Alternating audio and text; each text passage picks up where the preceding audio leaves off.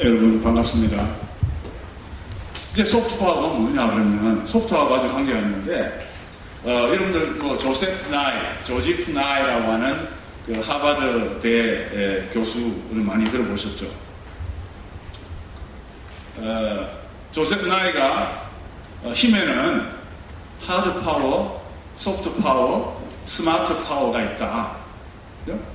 힘에는 강한 힘, 부드러운 힘, 그리고 똑똑한 힘이 있다라고 얘기를 했습니다. 그래서 어떤 나라든지 이제 뭐 미국에 대한 정책 제안을 하면서 미국은 아무리 전 세계적으로 최고의 이 강한 힘을 하드 파워를 가지고 있다지만 이제 더 이상 미국이 하드 파워 가지고 혼자서 모든 국제 사회에서 일어나는 일들을 다 해결할 수 없게 되었다. 특히 테러리즘과 같은 문제는 더 이상 혼자서 막을 수 없는 문제가 되었다. 그러니 하드 파워와 미국이 가지고 있는 소프트 파워 이 두 개를 어떻게 하면 잘 믹스해서 이 배합을 잘 뭐 하드 파워를 80을 쓰고 소프트 파워를 20을 쓴다든지 하드 파워를 50을 쓰고 소프트 파워를 50을 쓰든지 어떤 비율로 이 두 가지 힘을 잘 믹스해서 쓰느냐 하는 그게 바로 이제 스마트 파워가 됩니다. 그런 스마트 파워에 집중해야 된다. 스마트 파워 전략을 이제 개발을 해야 된다라고 조셉 나이는 미국을 위해서 그런 정책 제안을 했습니다. 우리가 여기서 무엇을 배울 수 있겠는가? 하드 파워라고 하면 강한 힘. 이거는 첫째 뭐겠습니까? 하드 파워의 핵심은 군사력입니다. 또 군사력 다음에 또 뭐가 있죠? 경제력. 경제력이 없으면 군사력이 생길 수가 없죠. 군사비 지출을 해서 군대를 갖다가 키우고 무기 체계를 만들어야 됩니다. 그런데 군사비를 지출하려고 하는데 우리 예산이 없으면 정부에서 세수가 별로 없다. 세금을 걷어들이는데 잘 걷어지지도 않고 또 경제가 나빠서 복지에 또 더 많이 써야 되고 이러고 저러고 하다 보니까 군사비 지출할 수가 없다. 그러면 하드 파워가 강해질 수가 없죠. 그러니 하드 파워의 핵심에는 군사력이지만 군사력을 뒷받침하는 경제력도 아주 중요한 하드 파워의 일부다라고 하는 겁니다. 그럼 소프트 파워는 뭐냐? 소프트 파워는 한마디로 매력이라고 표현합니다. attractiveness, 매력적인 것. 힘이라고 했을 때 많은 학자들이 뭐 로버트 다알부터 시작해서 많은 학자들이 힘에 대해서 정의를 합니다. 힘이 뭐냐? 힘이라고 하는 것은 내가 상대로 하여금 상대가 생각하지 않고 상대가 하고 싶지 않은 것을 하게끔 만드는 것, 하게끔 만드는 능력, 그게 힘이라는 겁니다. 상대는 A보다 B를 하고 싶은데 내가 너 A 해 라고 해서 A를 하게 만드는 것, 그게 바로 힘이라는 겁니다. 근데 하드 파워를 사용해서 할 때는 이제 이렇게 합니다. 너 A하고 B, C 세 개 중에 뭐 할 거니? 그러니까 상대가 나 A 할 거야. 그래서 나는 야, 너 A 하지 말고 C 해. 그냥 너가 왜 내보고 C 하라 그래? 난 A 하고 싶어. 너 맞을래? 너 C 안 하면 나한테 맞는다? 라고 해서 주먹 다짐으로 해서 C를 하게 만듭니다. 이게 하드 파워의 아주 결실입니다. 그죠? 그게 힘입니다. 강한 힘, 경성국력의 힘입니다. 또, 야, 너 A 하지 말고 C 해. 그러면 내가 너한테 이만큼의 금덩어리, 이렇게 큰 금덩어리를 줄게. 다이아몬드 반지 줄게. 돈을 뭐 1억을 줄게. 보상하는 겁니다. 페이먼트. 네가 내 말을 들으면 이만큼 줄 거니까 너 까불지 말고 내 말 들어. 그래, 난 너 따를게. 왜? 얘를 따르면 뭐가 생기니까. 그것도 힘입니다. 그죠? 그것도 하드 파워입니다. 그래서 군사력, 경제력 이런 것들이 강제를 통해서, 보상을 통해서 상대에 영향을 미치는 그 힘입니다. 그러면 소프트 파워라고 하는 것은 attractiveness, 매력을 발산함으로 해서 상대는 A를 하고 싶었는데 내가 좋아하는 연예인이 내가 좋아하는 아이돌 그룹 멤버가, 내가 존경하는 교수님이, 내가 존경하는 정치인이 C를 더 좋아하더라. 그 정치인이 보니까 A, B, C 중에 항상 C를 제일 좋아하고 그 다음에 B, 그 다음에 A더라. 야, 나는 왜 A를 좋아하지? 내가 존경하는 그분이 C를 좋아하는데 나도 C로 가야 되겠어 라고 자발적으로 이끌려서 자기 스스로를 변하게 하는, 매력을 발산함으로 해서 스스로 변하게 만드는 힘, 이게 바로 소프트 파워, 부드러운 힘이라고 하는 거예요. 그죠? 어쨌든 나는 상대를 변하게 했습니다. 그죠? 나의 어떤 매력을 통해서 스스로 내가 강요 안 하고 스스로 따르게 하는 그 힘이었다는 거예요. 그래서 그게 소프트 파워입니다. 뭐 요새는 정상회담, 이제 워낙 이 정보통신수단, 또 그 교통수단의 발달로 인해서 요새는 뭐 정상회담 같은 것들이 가장 중요한 그 전통적인 외교의 그 수단이 되어버렸습니다. 옛날에는 정상회담이라는 건 거의 있을 수가 없죠. 옛날에는 이랬습니다. 특명 정권대사, 뭐 나도 호주 특명 정권대사 이렇게 해서 갔다 왔는데, 특명 정권대사라고 하는 게 뭡니까?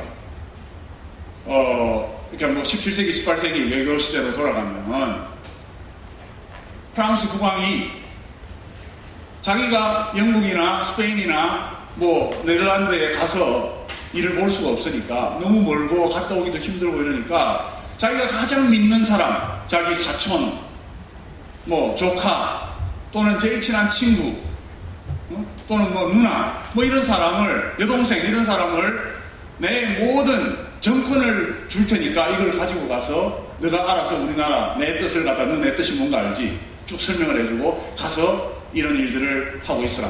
그래서 내가 오라 할 때까지 거기서 내를 대신해서 나를 대신해라, 리프레젠트 해라 라고 하는 겁니다.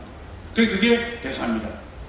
그러면 한 번 보내면 1년, 2년, 어떤 데는 10년, 20년도 그냥 한 번도 못 보고 계속 있으면서 혼자 그 나라를 대표하는 일을 다 하는 경우도 생깁니다. 근데 요새는 안 그렇죠.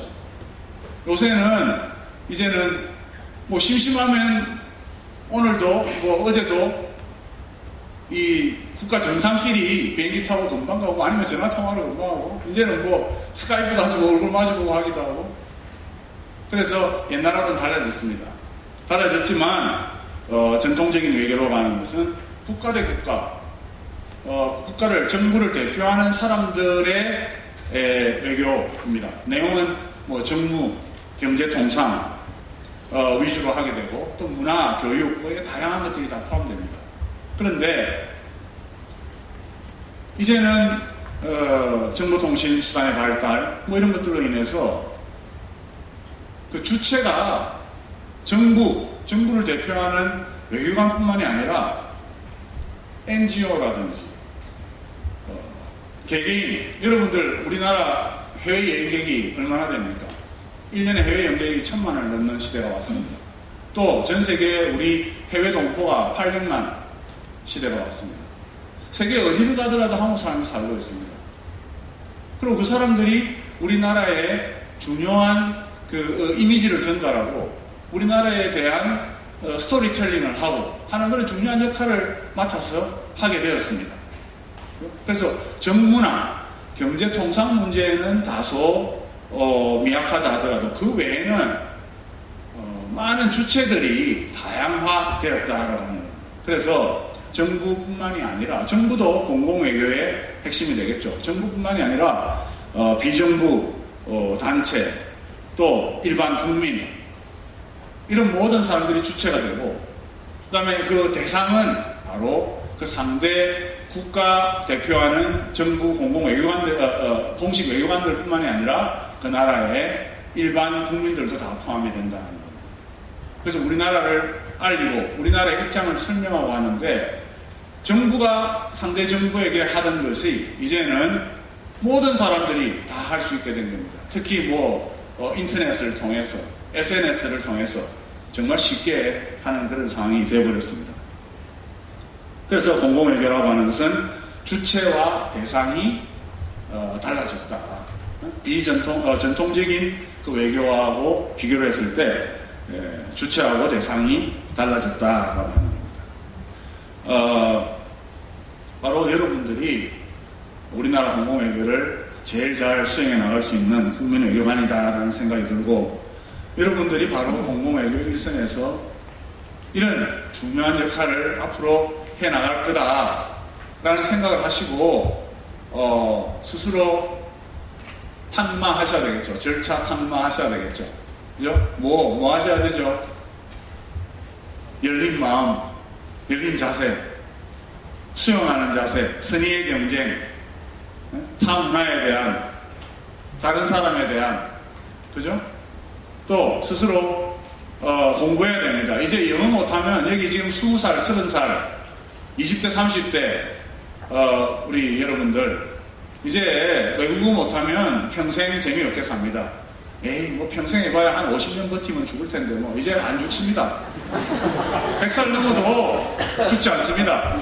100살 넘어서 나 더 이상 살기 싫어. 100살 넘어서 어떻게 살아? 뛰어내리죠. 눈 떠보면 살아있습니다. 얘가 천국인가인데 보니까 살아있더라. 120살까지 삽니다 이제. 그러니 야, 내 한 6개월 해봤는데 러시아어 정말 어려워. 나 싫어. 나 러시아에 지금 우리 그 사업체가 러시아 관계에 있어서 한번 해보려 했는데 포기. 6개월 만에 포기해요.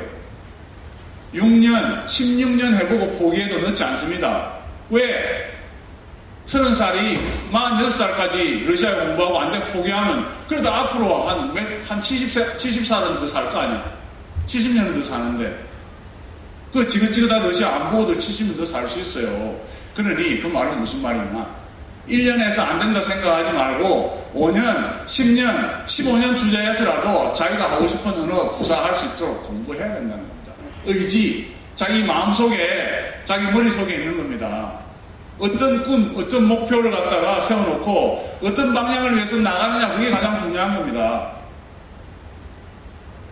내 국민외교관 되라고 지금 김우상 교수가 지금 나한테 저런 말도 안 되는 얘기를 해?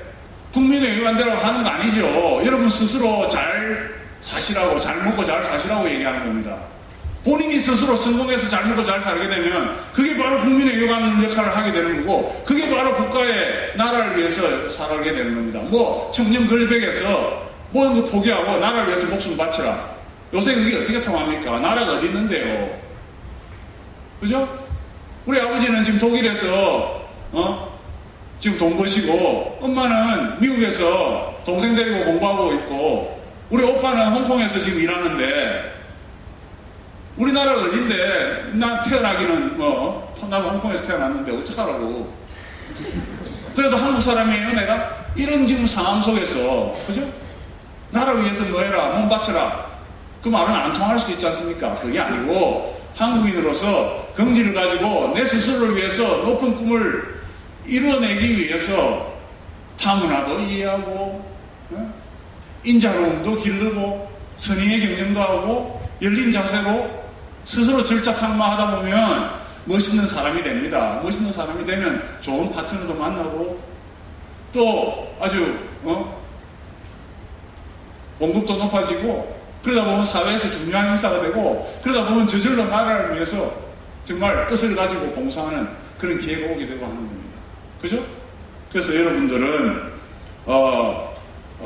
국민 외교관으로서 그런 자부심을 가지고 정말 최선을 다할 수 있도록 열심히 노력을 해야 됩니다.